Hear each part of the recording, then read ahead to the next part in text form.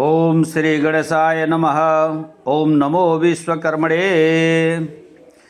श्वेताश्वरोपनिषद के 6ठ अध्याय के 8वें श्लोक में हम सभी परब्रह्म परमात्मा विराट विश्वकर्मा के विषय में श्रवण करेंगे। आइए हम सभी इसका श्रवण करते हैं।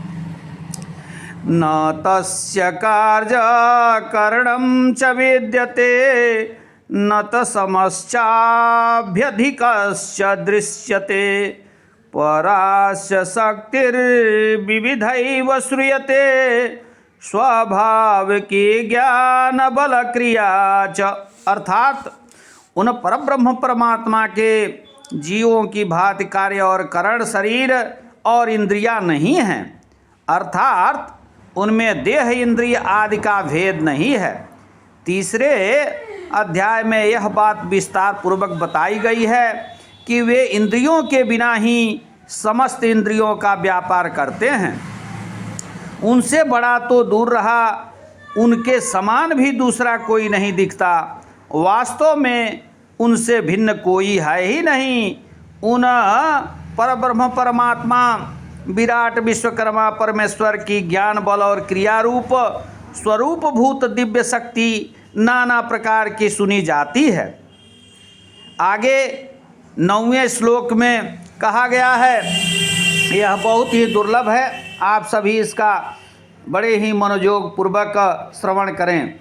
न तस्य कश्चित् पतिरस्ति लोके न चेशिता नैव च तस्य लिंगम् स्वकारणं कारणाधिपाधिपो न चास्य कश्चित् जनिता न चाधिपः न कश्चित् जनिता न चाधिपः।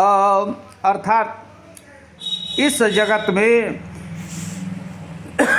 कोई भी उन परमात्मा का स्वामी नहीं है, सभी उनके दास और सेवक हैं।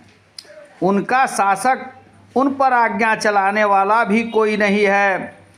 सभी उन्हीं की आज्ञा और प्रेरणा का अनुसरण करते हैं और उनके नियंत्रण में रहते हैं।